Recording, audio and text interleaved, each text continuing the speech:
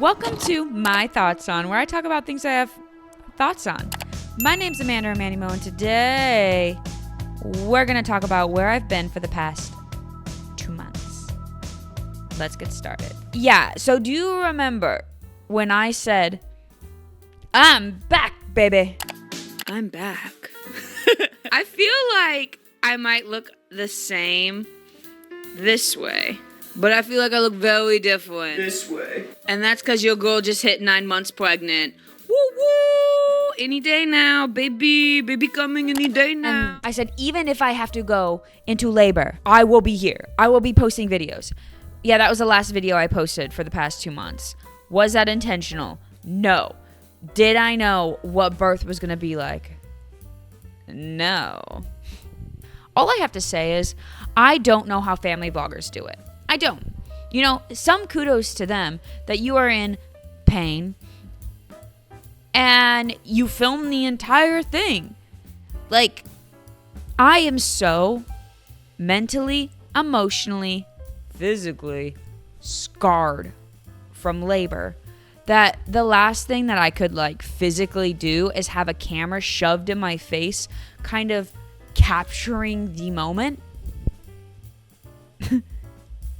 I mean, they are getting paid millions. So if someone wants to pay me $1 million, I would probably hire a drone. If someone wants to pay me $1 million, I'd hire a drone and I would be in the like labor bed and having the drone like fly around me to make sure it does not miss any second of that labor. Honestly, family vloggers aren't doing enough.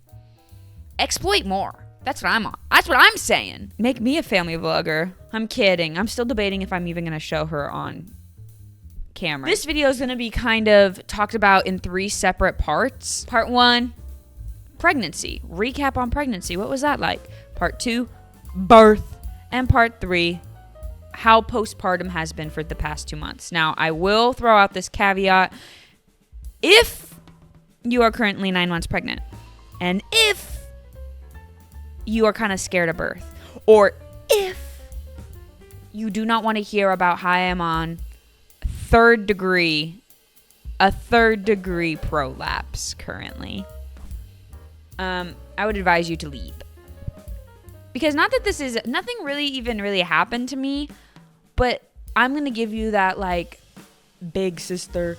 I'm going to give you the nitty gritty of what actually happens during birth and things that I did not understand, things that I did not know, and how my experience was. However, before you leave, if you are 9 months pregnant and you're about to click off, what I do have to say to you is do not feel rushed.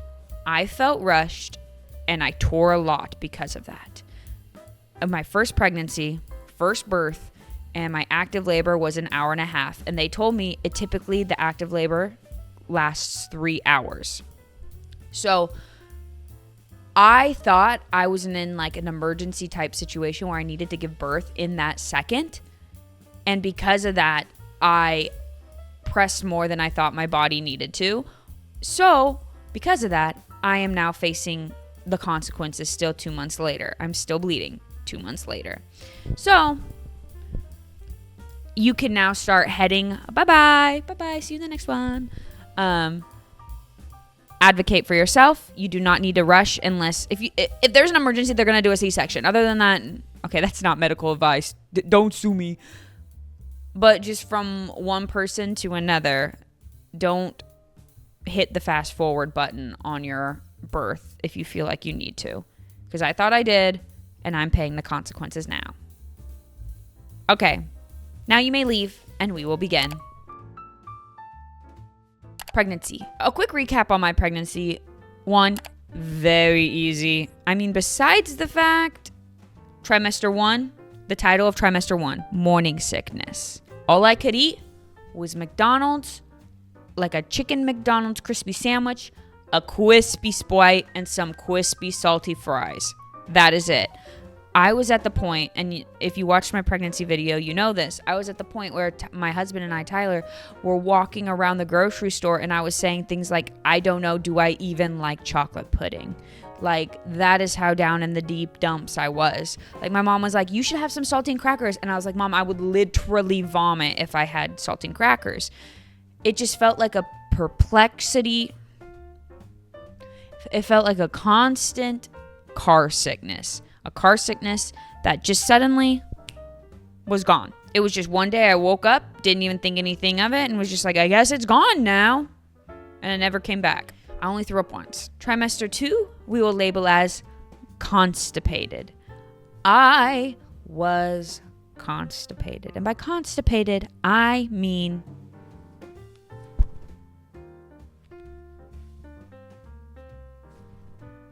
constipated. Every bowel movement. Constipated. But like I would get pregnant again just for like it was that part wasn't like scarring. I just happened to use the restroom every like 2 weeks and it was a manual ejection. So yeah, didn't know that was gonna didn't know about that one. And trimester 3 I would call perfection. It was easy, it was peasy.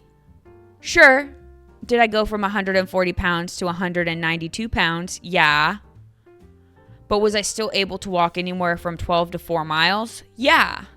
So it was still easy. I wasn't sick. I was very, very, very active. And everything down here was perfectly fine.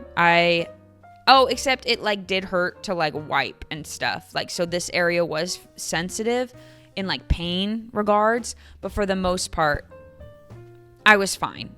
Like, literally 12 to 4 miles of walking, I was fine. So tell me why, when birth and postpartum comes, I get the karma that I had an easy pregnancy. Let's begin my birth story. It all starts on the night that my husband says, hey, my friend wants us to go out to Indian food.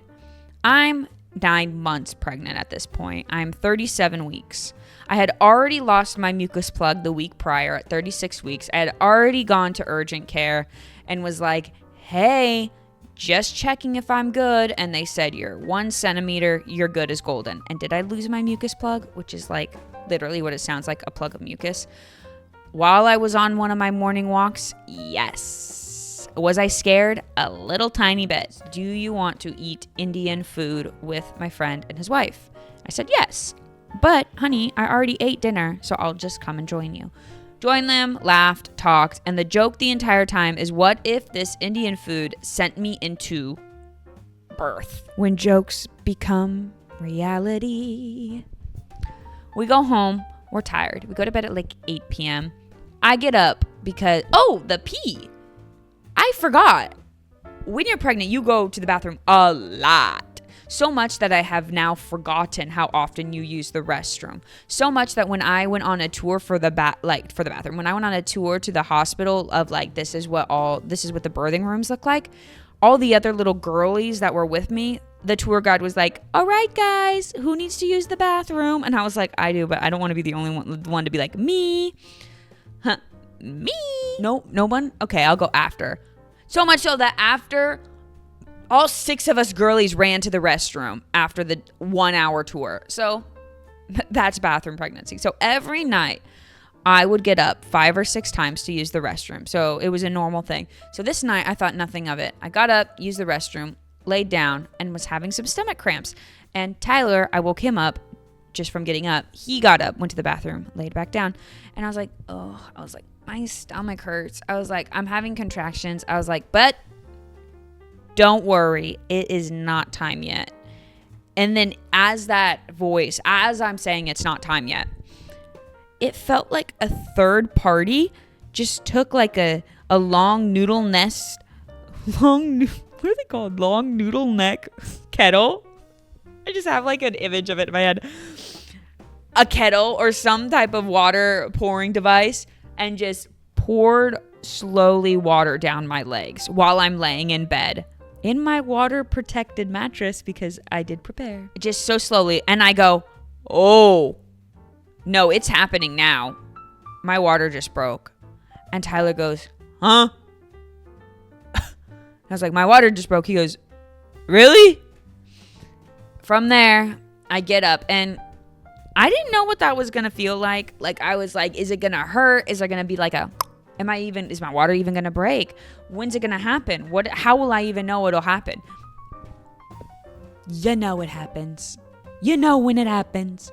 You know when you go like swimming and then maybe some water gets caught in your swimsuit, you stand up and it just kind of comes down? That's the vibe. No control. It just happens. And little did I know, for the next 2 days, I was going to have that same feeling from a water breaking or from stuff coming out of me. Not organs. Well, actually, yes, organs. My placenta. No, but just other fluids. At this point, it is 11:30 at night. We had a bag already packed, even though we were at 37 weeks, because I already knew. I was like, I lost my mucus plug. I'm kind of big, and I'm feeling some crampy. Let's just get prepared. Tyler's like, what do I grab? And I was like, dude, I'm going to stuff my face with some food because once I get to the hospital, I can't eat solids. So I'm going to eat. You just grab everything you see. Grab the 2 bags, yours, mine. Grab the baby's bag, so I guess 3 bags. The stroller, the car seat, the blankets, the pillows, and we're good as golden. I'm just going to stand above the sink and stuff my face. I think I had like rice and chicken, which honestly I should have ate more. And let's skedaddle because we got 40 minutes till we get to the freaking hospital. We get in the car and I say, actually, can you stop one more time? We're in Japan and I want some syrup pancakes. I need to stuff my face one more time, and a chicken. So I got more food, ate it, got to the hospital. Pro tip, take your undies to the hospital. So I took my underwear and they swab the clothes for amniotic fluid. So right away they're like, yep, it broke. You are not leaving the hospital anymore, because once your water breaks, you cannot leave the hospital. So they took us out of the little like emergency little room at 11 o'clock at night and took us to the hospital room, and I'm chilling. Like, I'm chilling. Like, so much so that Tyler's like, I feel like you are way too cool right now. Like, you're way too right now. Like, I was walking around like, psh, epidural who? Not epidural me, and definitely not epidural you. I'm chilling right now. Don't ask me when the switch happened. No idea when the switch happened. In my current memory, I remember laughing and having fun, standing at the windowsill, having Tyler hold me up because my legs no longer worked. I don't know when that switch happened at all. Like, it was not a conscious thing. And when I say I needed my husband, I'm going to tell you this. You need to marry somebody who will actually be your legs. I had 192 pounds of me. All of it was on him. And okay, maybe all but 191 pounds were on him. 1 pound was on the windowsill holding me up. I had no legs. And honestly, the moment he just held me up, I felt better. But I could not physically move. Like as if someone shot me in the freaking back and I was paralyzed from the waist down. That's what contractions feel like. To preface all of this, in the back of my mind, there's a test you're supposed to take at about 32 weeks. I don't know if this is all hospitals, but our doctor's office wanted us to take, it's like a staph infection. Staph, I believe. I didn't end up taking it, so that's caused issues later. Mentally, for all of them, issues later. Staph infection, they swab your private, they swab your butthole, and if you have it, they need to give you antibiotics to go through the baby so she'll be completely fine upon exit. I tried to get it, the hospital, whatever. You know the whole hospital tale. It's not here, it's there. I go there. It's not here, it's over here. Oh, it's over here. I go over here. No, it's not over here, it's over here. They had me hopping around, and eventually I just gave birth. My birth time, according to the doctors, now got cut down from like a 24-hour-ish period of when you need to give birth after your water breaks to 18. They're like, we want you to have the baby at about 18 hours. Anything past that, this is an issue. And I was like, okay, what's my birth plan? My birth plan, which it wasn't an issue. It did cause a little mental problems later when they started throwing out things like Pitocin, and I didn't know what Pitocin was. That's when more of the issues started to arise that really mentally didn't need to happen. And if I had just asked my mom, who got Pitocin with me, I probably would have been fine. But I'll talk about that twofold after this next sentence. My birth plan: give birth naturally. Until I cannot give birth naturally, give me the epidural. That's it. If I can, I will. If I can't, no biggie. Stick me in the back. Pitocin.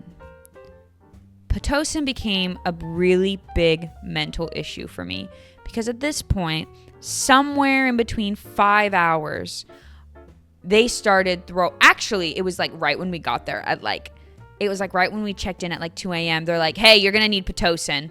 And I was like, whoa, I just want to give naturally. And I don't know what it is. I just know it's like is this going to focus on my face?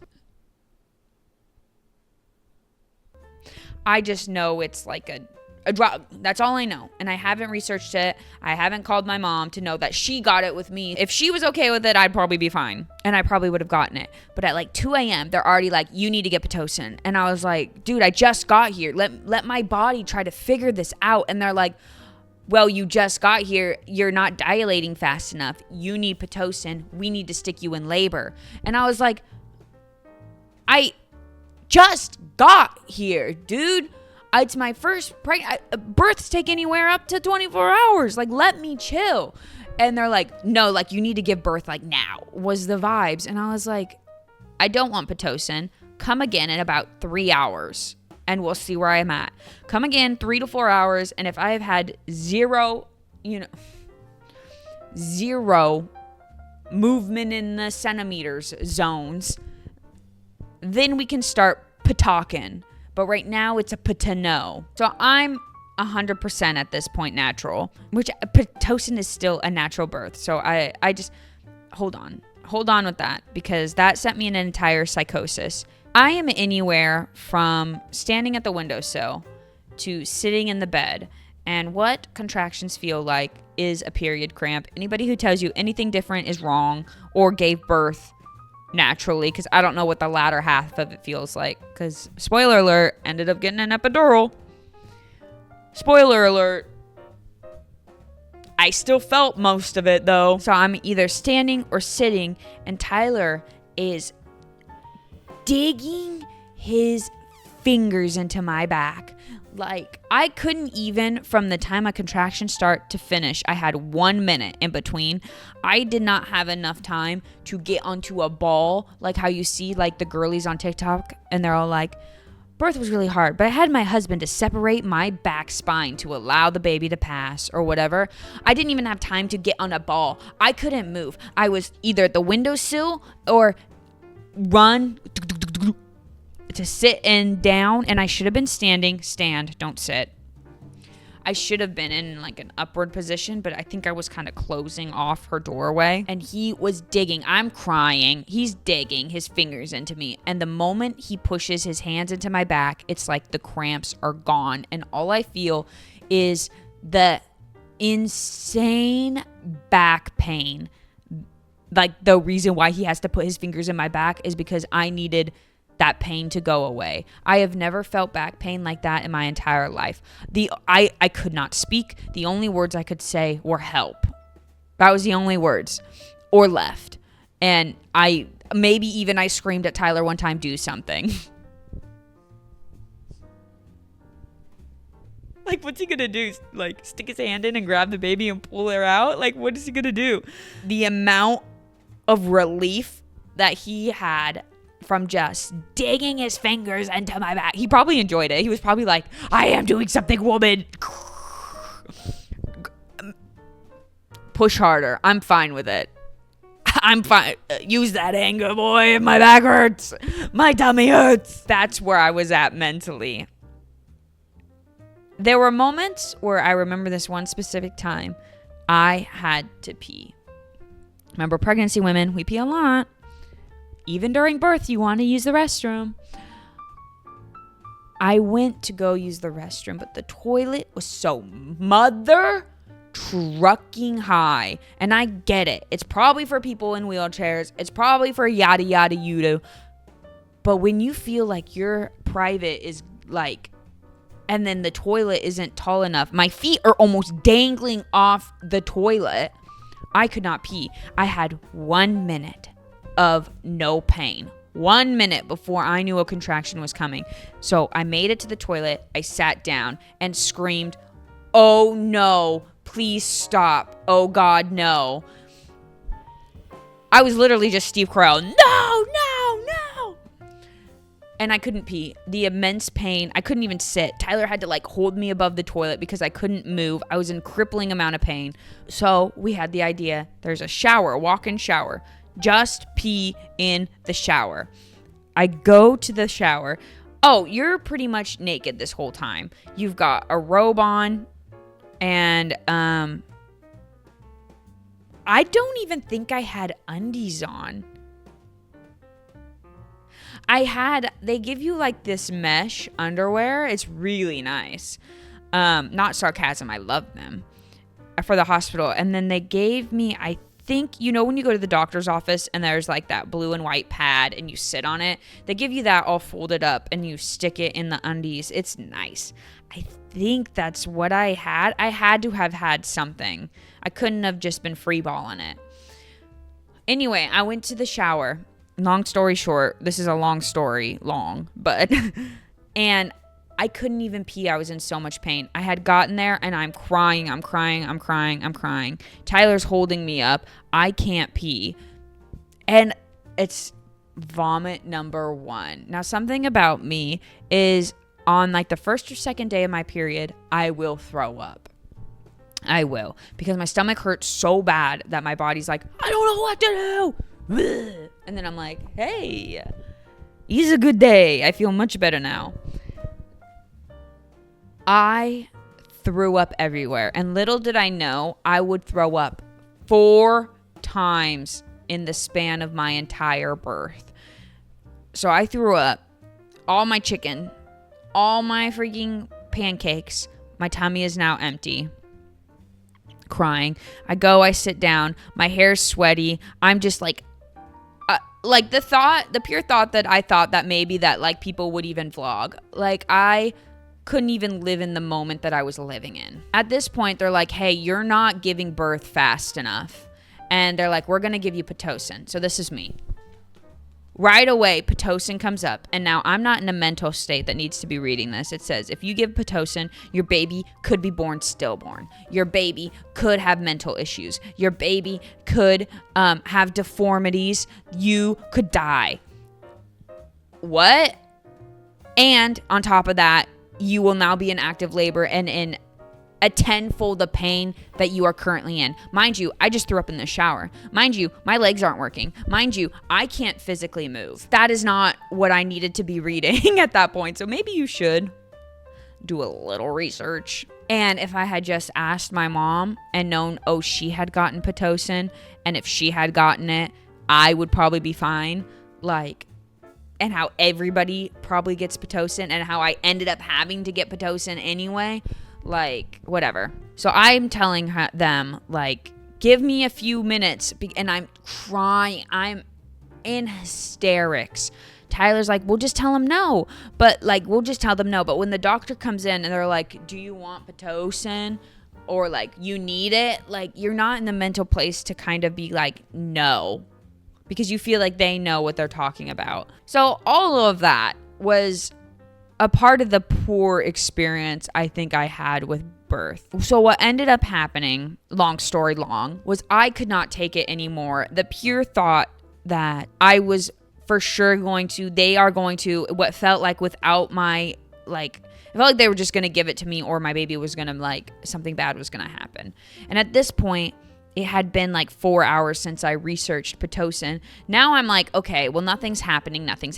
Like, maybe I should. So my thought process is, I'm going to get a cervical check. And if it is at 5 centimeters, I will continue the birth process by myself.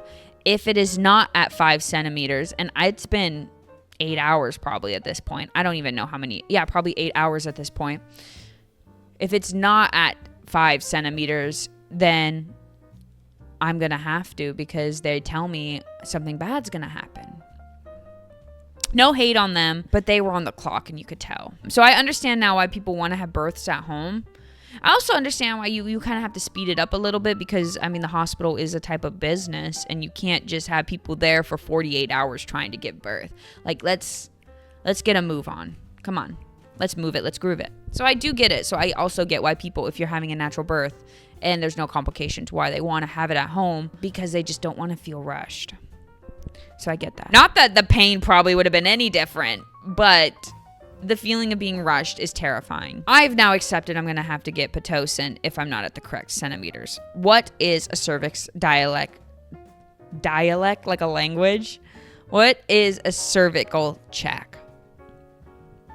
Fingers into your actual cervix, and they check how wide it is. I get my cervix checked, which I don't even think I felt it at this point. When I got my mucus plug, and they checked it, I freaking felt that. It hurt so mother effing bad that it scared me. At this point, when I'm already in pain, I don't even think I felt it. She comes out, she goes, it's 8 hours of pushing. Or not even pushing, of 8 hours of just existing in this mental hell. 3 centimeters dilated. I am at 3 centimeters dilated.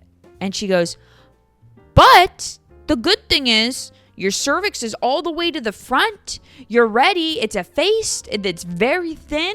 So I got all of that done. Everything was ready for birth. It just needed to get bigger. And that was so demoralizing, that I had been in so much pain for so long for there still to be 7 dilation ticks that I needed to get to. So I said, all right, if I have to get the Pitocin, which will expedite the pain that I am already feeling because it's going to put me into active labor, give me the epidural, because I can't do both. I can do a natural birth if you gave me 24 hours and you didn't rush me. But if I need this Pitocin, which I don't even know, it probably wasn't even that bad, but it was already in my head and I didn't have time to like absorb that information yet, then I need the epidural. And she said, okay, how long, she said the anesthesiologist is with somebody else. We'll see you in like 20 minutes. And I was like, I can continue to do this for 20 minutes. I'm fine. I threw up 2 more times, maybe 1 more time. I was crying, and the doctor did not come back for another hour and a half. That's when I finally got my epidural. Was after 11 hours of existing in birth. 11 hours. And then I got my epidural. Now that I'm terrified, now that I know I'm getting this needle in my back that everybody has like, don't look at the needle, it's so big, it's so scary, la la la la la. I'm terrified of this new experience that's going to be happening to me. And that's what birth is, it feels like. It's so many new things you've never experienced, and each new thing is tied to a pain level. And everybody says that the epidural needle was the worst part about birth, or this epidural. So I'm going to debunk that right now. Well, maybe a little bit. I was mother trucking terrified. I'm crying. Tyler's like just trying to keep it like you need someone who just had a stone face. He's just trying to keep me from spiraling into a psychosis. He's like, it's fine. It's going to be fine. I'm looking at the needle. It's fine. And even just the dismissal of my fear is what you need in a moment like that. Like, you need somebody who's like, dude, don't even worry. It's fine. Like, look at it. Like, actually, don't look at it. But you're going to be fine. He does this all the time. It's not going to hurt. What you're feeling is so much worse than what that needle is going to be. So I'm crying. And I'm like trying not to move. And Tyler said all he could think of is that when they're sticking that in, do not move. He's like, I was terrified you were going to move. And what ended up happening? The worst part, a crunch. That was something nobody ever told me, is that when they stick the needle in, I'll say it quickly, crunch. There's going to be a crunch. I don't know if he hit a spine. Maybe you're not supposed to hear a crunch, but I felt and I audibly heard a crunch. Audibly? I don't know. It reverberated through my body. I didn't like that. That freaked me out. Then, I don't know at what point, when, where, the entire left side of my hips down. Immense pain. Just zip. I knew he hit something. And all I could think is I was now going to be paralyzed for the rest of my life. I'm not. One leg, two leg. But do I still have reverberating pain when I use the restroom? Zip. Yes. Not always. Not always. But sometimes, every once in a while, zip. Did I? Yes. Did I scream out, ouch, very loudly so he knew he hit something? Yes. Was it probably good that I jumped? Absolutely not. I have no idea if he hit something. I have absolutely no idea. I don't want to know. And I pray to God every day that I does not last forever. Did he end up doing it again? Yes. So for 2 times, I had electricity just down the left side of my body. My next fear, so something I also didn't know, is that you were going to be packed and stacked with needles. I did not know this. I had an IV in, an open IV. They just taped the end so that nothing could come out. The entire birth time I had an IV in, all the way up until 2 days after I gave birth, I still had that IV in. I had now the epidural in. And I told him I was terrified that I was going to move and it was going to come out. So, which later actually was funny when after the birth happened, the nurse that was like taking it all off, like getting everything like off of me, she's like, why did he tape it down so much? She's like, this is gonna hurt taking the tape off. And I was like, I don't care, get that freaking thing out of me. She's like, but why did he use so much tape? And I was like, because I was terrified it was gonna come out. So I wish I would have seen or known beforehand that he had like and taped that sucker down, because that would have helped me a little mentally. And lastly, once you get the epidural in, you will no longer be able to use the restroom. So I had to get a catheter in. If you get the epidural in, you can't feel the catheter. So don't be worried about that, because that was a whole nother set of like new thing happening that usually can cause fear. I was terrified I was going to feel it. Epidural isn't at this point. Immediate relief? No. It took some fading, but there was it was a moment like when your period cramps are really bad, and then all of a sudden you like kind of come into consciousness later on, and you're like, I don't remember the last time I had a period cramp. It was kind of like that. It just kind of stopped, but I don't know when it stopped. Then they put the Pitocin in. Tyler's watching the thing. He's like, you just had a big contraction. He's like, wow, look at all the contractions, the frequency. Look how big they are. So apparently I was having contractions that whole time. They checked me again after maybe 10 minutes after the epidural had set in. She goes, oh my God, you're at 5 centimeters. So I'm going to claim that I naturally did 5 centimeters. I'm going to claim that. From there, eventually, like I said, the pain stopped. And it was laughing time. It was time to laugh. It was time to giggle. Me and Tyler were kind of like, that was crazy, wasn't it? Remember when you had to hold me up? That was pretty crazy. Wouldn't do that again. That was crazy. All right. I'm gonna nap. I'm texting people. I'm like, hey, I'm in labor. Like, Mom, 11 hours by myself. But boy, did I need that freaking needle in. I'm laughing. I'm giggling. Is there a point to this? Yes. I'm silly little goose. Now, mind you, when they put the epidural in, they said, hey, we do it a little different here. We want you to be able to feel when to push so that you don't tear badly. So because of that, we're going to leave feeling in your legs. You'll be able to move. So I was able to move my toes. I could not move my actual legs, though. I did need somebody to like pick them up and move them. I couldn't move my body. Whether that be fear that I was going to pull something out,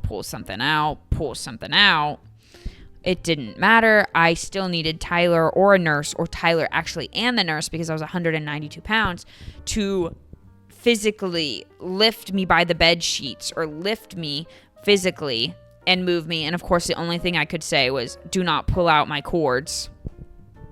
That was really scary. So does this all have a point? Yes. He said it's gravity based. If you lay one way, all the epidural juices will go to that way. Meaning, when they put me in this direction and a nurse did not come back for another hour and a half when we called her, because I was crying, because the entire left side of my body was in an immense amount of pain, and I didn't know why. I have an epidural in. Why am I in so much pain? I still don't know why. I don't know why. Like, was it because probably because I was laying to the side and nobody flipped me like a mother trucking pancake? Yes, probably why. However, I don't know if it was because I was starving. I was like, I needed a nurse to tell me if I have an epidural in, will that get rid of hunger pains also? Because something is currently wrong with me. My stomach hurts so effing bad, but it could be because I'm hungry. And when my husband was ringing the anesthesiologist to come in because I'm bawling, and they gave us an extra button to, like, if you need more epidural, you can inject it yourself by pushing this button. I was crying. So I was like, hit the mother trucking button. And I was like, I don't want more epidural in me, but like, I don't need to. I just need to know, is this pain because I'm hungry, or is this pain because something's wrong? Pretty much. This was Tyler. Button. He injected me with more epidural. And honestly, I ain't even mad. That's what the nurses ended up doing anyway. I ain't even mad. So he's playing video games with the baby right now. Good on ya. They come in. They flip me to my back. They pretty much just say, hey, like, it's because of the way you are laying. But nobody would like acknowledge the fact that I kept saying I might be hungry. And yeah, they were giving me food, but they were only giving me liquid food, which was not filling me up. Okay. Once they pushed me to my back, and I did not want to be on my back because my back hurt. Like, my bones hurt, my back hurt. But I had to be on my back. Eventually, it's fine again. We're starting to wrap up this story. Because when I fall asleep, when I wake up from a nurse coming in, she said, hey, we're going to do a check. It's been 16 hours now. We're going to do a check. Girl, you're 9.5 centimeters. It's time. Me. Throw something at Tyler. Him. Huh? Because he was sleeping, because we knew it was going to be a late night. It's time. It's time. It's time. It's time. Time to give birth. Now, birth. The nurses were the ones who dealt with the birth until the very, very, very, very end. That's when the doctors would come out. So what I didn't know about birth, we did anything and everything to get this baby out of me. We played tug of war.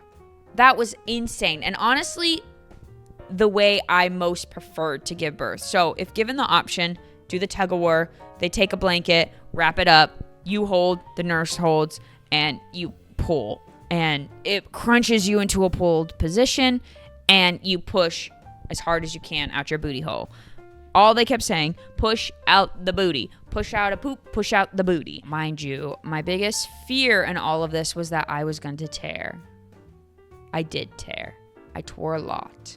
I tore out the wazoo. Afterwards, the nurse said, oh my God, you tore. Here's the tale with that. I knew how to push.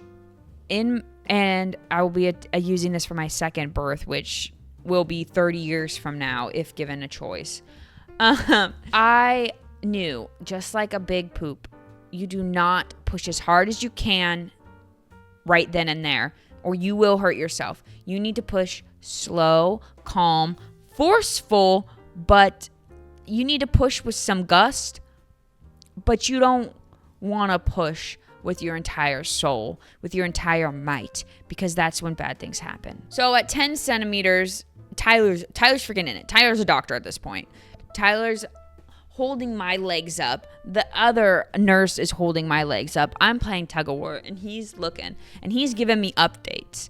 He's like, I see your head. And I was like, oh my God, we're doing it. It's happening. I'm having them cheesing. But they just keep saying, you need to push harder. You need to push hard, push hard. And we pushed for an hour at this point. And the doctor still hadn't come in. The doctor still hadn't come in for the active catch part of labor. And I was like, oh my God.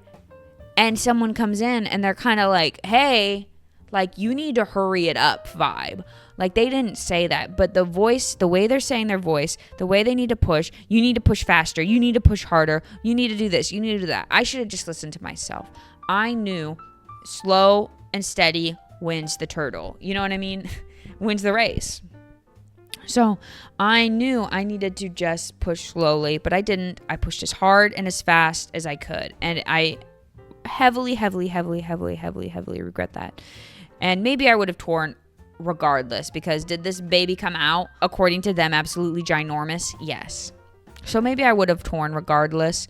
But what really did me over is I threw up not once during active labor, but twice. And they said, hey, do you want medication? Like, are you? And I was like, I'm not nauseous. I just threw up. And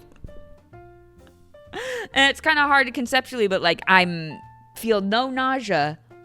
I just pushed, and then my body said, I guess we're throwing up now. And I threw up. An hour and a half into giving birth and pushing. A doctor is now finally here. I remember at one point I asked Tyler, he's like, I see the head, I see more of the forehead. And I was like, can you see the ears? And I just hear, no.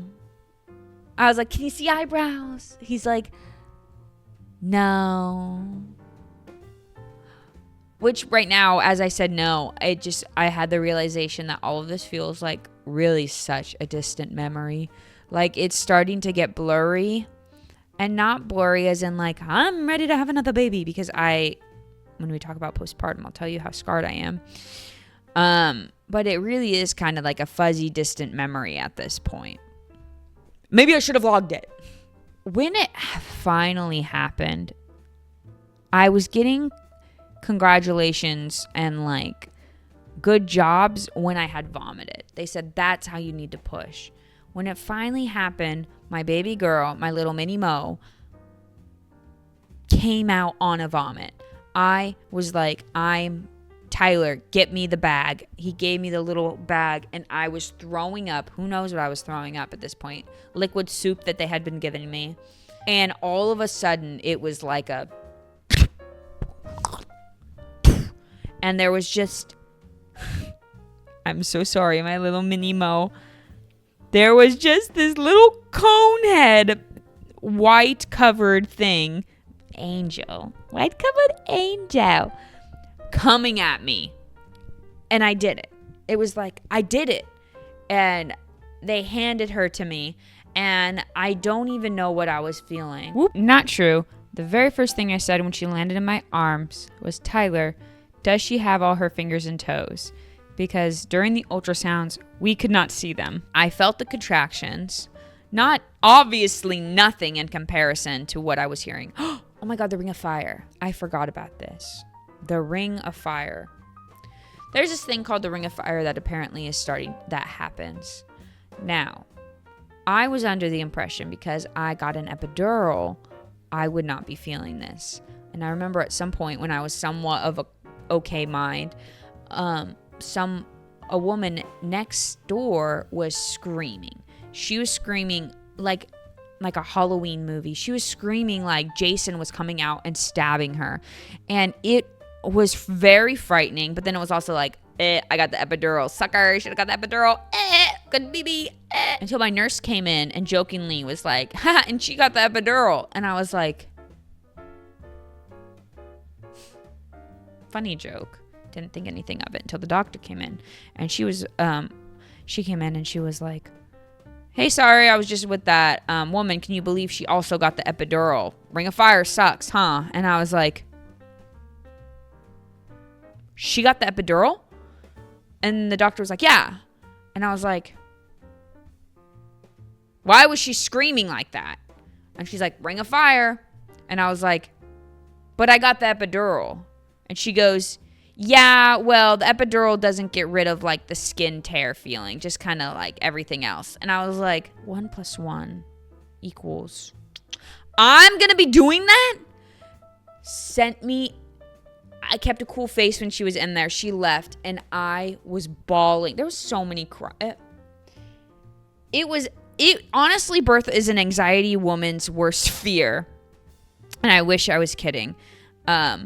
Because that sent me into another. I truly wish I was kidding. Do you feel the Ring of Fire when you have an epidural? I was terrified.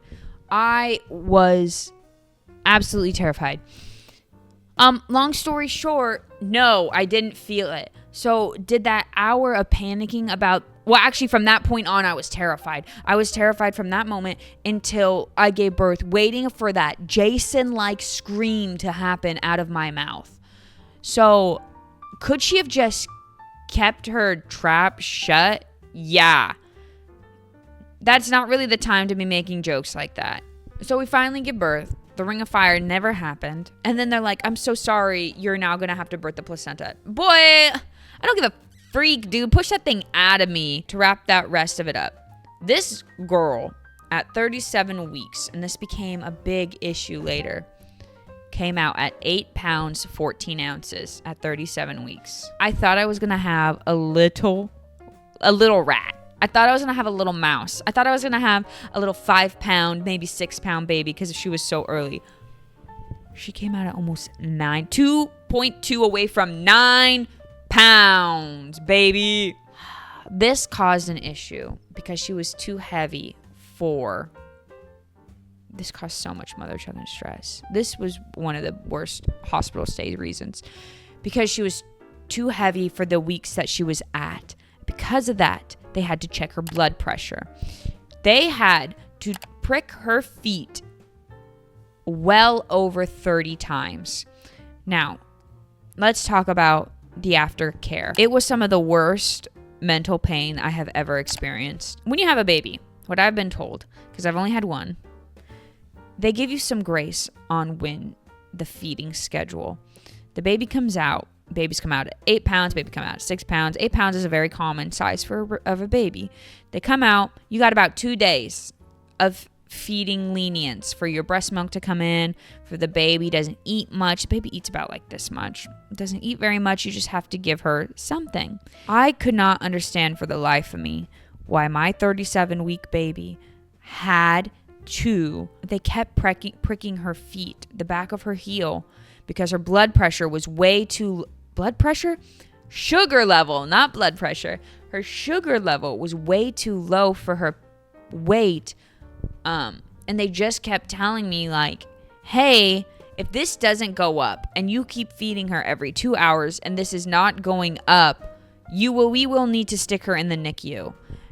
And I still am so angry about the way that they worded this. And it just, the whole experience of my child got pricked over 30 times, individual times. Like they would test and then they would shove sugar down her throat. Like, she doesn't want it. She clearly doesn't want it. And they had a syringe and they're forcibly giving her sugar. At one moment, I was holding her when they did it, and I'm crying, and they're like, don't worry, mama, you're not failing. And I'm like, I'm not worried. It's you. It's the other 8-pound babies at this hospital that aren't getting force-fed a sugar packet. Why mine? And they're like, it's because she's 37 weeks. She's too young, and she needs more. And they're like, you know what? We're going to have to give her formula. And I'm like, so you're negating my even possibility of breastfeeding? Like, you're taking that away from me? So when I say 30 times, I'm not kidding. She still has scars on her feet 2 months later from being pricked so many times. And they probably won't ever go away, to be honest. They're like, if she does not pass this final time, we have one failure. She will be attached to an IV in the NICU, and she will be force-fed sugar. And I was like, this is a child, a baby. You're not even allowed to give it water because it will die. And you're giving it corn syrup right now. What? So what ended up happening, and what I wish they would have explained, like they tried to, but they were doing such a poor job, is that she's starving right now. She's hungry. And I'm sorry. Yeah, most babies, I guess it doesn't matter if they're starving for 2 days. But she needs to have a little bit of formula. And you can also give her the colostrum and the tiny bit of breast milk I was producing. What they should have said is, this amount of formula does not mean that you cannot breastfeed. It's so little amount because she'll later be having 125 milliliters that it doesn't matter if she has 10 milliliters of formula right now. That does not matter. They never said anything like that. So what they said was, it's okay, mamas. It's okay, mamas. It doesn't mean you failed. It just means you need to do formula. It's okay. Not everyone can breastfeed. I'm like, you didn't even give me the opportunity for my milk to come in. I'm a first-time mom. My milk isn't going to come in for 2 more days. And it doesn't matter for 90% of families who has an 8-pound baby. So why does it matter for mine? And why are you saying and threatening to hook her up to an IV and force feed her sugar? But is she drinking my breast milk? 100%, and has been since the day we left the hospital. So wrapping up my hospital experience, she passed. She did it. We did not have to do NICU. We just stuffed her with food. Tyler's like, the more she eats, the higher numbers I've been seeing she gets. So what we're going to do is I'm going to give her 25 milliliters or 20 milliliters of formula and whatever the heck you can pump out. And I didn't like that. But my husband he had sane mindset. I had psychosis mindset, which if you think it's dramatic for me to say no, I know what my brain was like in that moment. It was not in a stable place whatsoever. We finally got to go home. I didn't know what to expect. Maybe I was way too naive with it. And when people say like, oh, you can't work out for like 6 weeks after birth, I did not know that meant because your organs could possibly still be coming out of you. I thought it meant like your legs are going to hurt a little bit, your tummy is a little sore, or you're not very fit. And as someone who had been walking anywhere from 4 to 12 miles, I thought, give me a week and I was going to be good as gold. And sure, I have been getting better as the weeks pass.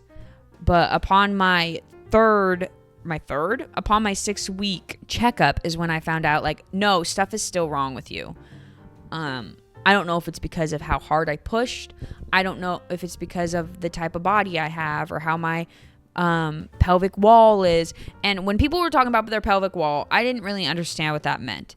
What they meant is they're trying to keep their cervix from falling out of their body, their cervix and their uterus. So right now I have a 3rd-degree prolapse, which means my cervix has gone past my actual vaginal opening.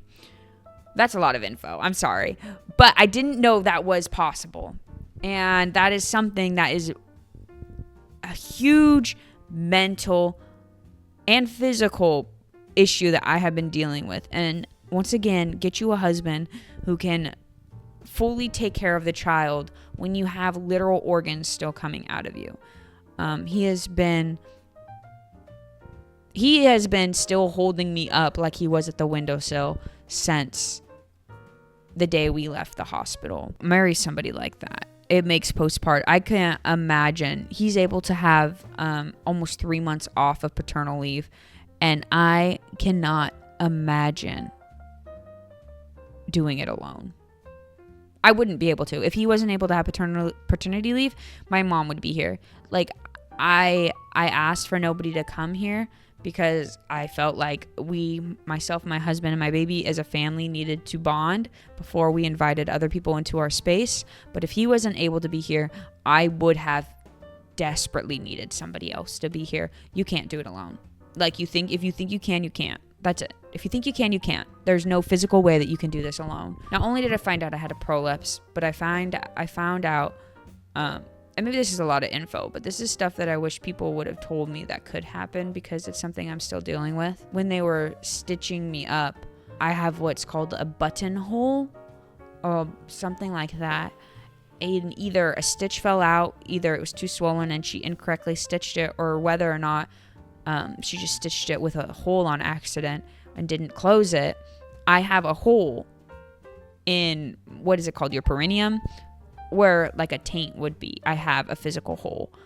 So I'm going to have to go in a few weeks and get surgery, I guess. Get it cut open, get it fixed. I don't know. And these are just things where I am so terrified of, like, how do people have more than one kid? I'm so terrified because it's not only like the mental things you're going through with getting up in the middle of the night or looking at my child and being like, does she love me? It's very scary. Hold on. I have to fix the camera. All right. Well, other than actually having postpartum anxiety where for the first month I thought my child was just going to spontaneously die and mentally dealing with that fact, I guess we can do a body check then just so that you can see if you're curious. As I said, I went in at 140 pounds pregnancy, and my heaviest I ever was 192. Sometime in the middle, at about 170, the doctor looked at me and was like, hey, just so you know, you have now gained excess weight. You have now gained what we consider too much weight for a person to gain during pregnancy. And I said, I don't give a fuck, because at this point I'm walking 4 to 12 miles. I'm eating healthy. Nothing has changed in what I normally did. I am just now pregnant. And apparently this is what my body needs to gain. I'm not worried. I'm like, all of this is new organs, water, the baby, which was 9 pounds pretty much, the placenta, the fat placenta, as the nurses said. They even shamed the umbilical cord and the placenta. They said, that's fat. They're like, good job, mamas, which anybody called me mamas. You guys, I don't care, but them, I don't know them. Good job, mamas. You got that fat placenta. You got that fat umbilical cord. I said, okay, calm down. We're not mentally there right now. I was like, the moment I give birth, I'm going to lose all of it. I am not worried. And sure enough, I went in for my 6-week appointment. I now weigh 153 pounds. It goes away. And will I continue to be losing weight? Yeah, I will. Nothing has changed to what I previously was. But do my pants fit? Barely. That's something I'm still dealing with, is that my pre-pregnancy pants don't fit yet. And that's because I can't go work out because my organs are falling out of me. But let me give you a body update in case you're curious, because I was always curious.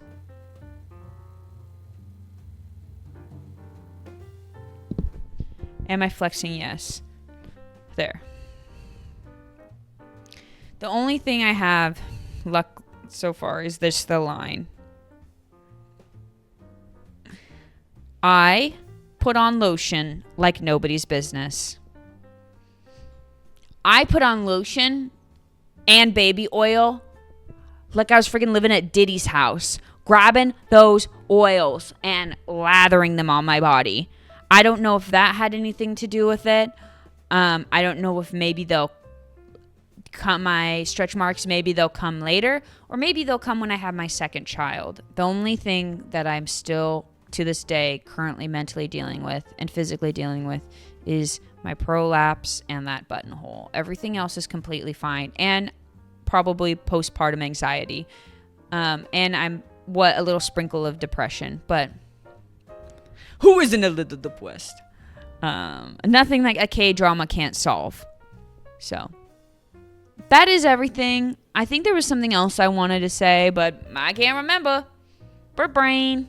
I remember now. For the past couple of months, what have we even been doing? Cue the pictures. So once we got home, I let my body heal some. But something you should know about me is I am an explorer at heart. I cannot stay in the house for more than a day and a half. To stay in the house is some type of mental prison that I live in. So Tyler would take me on drives. We would go on drives, we would drive around the island, we'd look around. Eventually, my prolapse somewhat became strong enough where I could walk, and we began to walk around. We went to Okinawa World, we went to Kokosudori Street a couple times, we went to American Village, we went around. And we have some really big trips coming up in the future that the baby is coming to, and like future as in near future, as in once she gets her shots, we will be going. So we are already trying to prep her like, hey, you're a travel baby. You better be ready to be strapped up to daddy's chest. And mommy better be ready to push that cart and not have anything come out of her. So we've been preparing mentally and physically for that. I hope this wasn't too melancholy. Did not have the best birth experience. I haven't had the